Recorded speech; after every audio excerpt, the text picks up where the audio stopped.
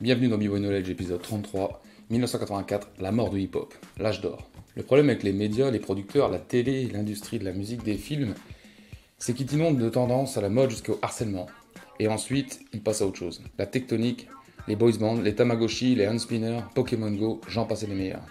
Pour le hip-hop, ils ont fait pareil. Après avoir poncé dans tous les sens le rap, la danse, etc., le soufflet HH est redescendu. C'était marrant quelques temps, donc sauf pour les passionnés, aux yeux du reste du monde, c'est out. Comme j'en parlais dans l'épisode 32, la musique, les marques d'agroalimentaire, les émissions télé, les films, les vêtements en passant par les couches pour bébés, etc. Tout ce qui pouvait se vendre hip-hop a été utilisé. Ils ont pris ça comme une mode, et non comme un mouvement, une culture.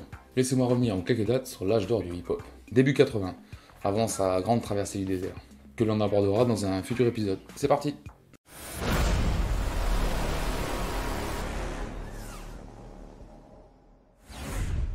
En 1983, le film Flashdance avec en guest les Rocksteady Crew. Dans la même année, on peut aussi citer le film Wild Style, beaucoup moins médiatisé puisque face à Paramount Pictures, ce film, je vous le rappelle, a généré plus de 95 millions de dollars au box-office et a remporté plus de 10 prix cinématographiques. Dans la même année, on voit apparaître des articles et parfois même des petits guides, des instructions, des manuels pratiques sur le breakdance qui apparaissent dans les magazines nationaux tels que People Magazine et Newsweek. Le b-boying est devenu tellement populaire qu'à chaque coin de rue, il y avait des b-boys qui dansaient.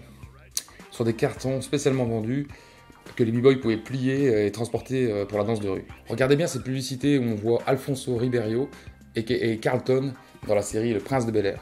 Le b-boying a même été représenté comme une véritable forme d'art pendant la cérémonie d'ouverture des Jeux Olympiques à Los Angeles en 1984, en compagnie du chanteur Lionel Richie. La commercialisation et la popularisation du hip-hop ont atteint leur sommet dans la première moitié des années 80, lorsque les peintures graffiti étaient vendues dans les galeries d'art à Soho pour des montants pouvant atteindre 10 000 € chacune. Les petits b-boys qui avaient commencé dans les rues de Greenwich Village, se cassant le dos sur les emballages de réfrigérateurs en carton, ont commencé à se produire auprès des grands publics au Madison Square Garden, et certains ont même visité l'Amérique du Sud, les Caraïbes.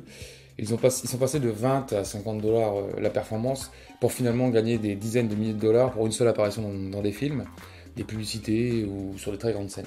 En 1984, par exemple, 6000 personnes se sont rassemblées au Boston City Hall Plaza pour regarder une performance des New York City Breakers.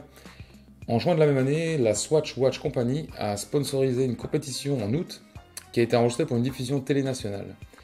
Toujours la même année, plusieurs entreprises de boissons gazeuses, y compris Mountain Dew et Pepsi, ont également utilisé le breakdance dans leurs spots publicitaires. Dès 1983, les New York City Breakers ont fait un show pour la grande fête d'entreprise de la maison de courtage Mary Lynch, Pierce, Fentner Smith. Ces événements ont signifié l'ère de l'exploitation du b-boying. L'émission télé Graffiti Rock de Michael Allman, projetée en juin 84, a également fait son apparition. Un énorme merci à Dewey Kong pour son travail. Toute la série des épisodes 33 sont entièrement tirés de sa thèse nommée Internet Killed the B-Boy Star, qu'il a réalisée en 2010 pour l'université dans laquelle il était étudiant à l'époque. A bientôt, peace!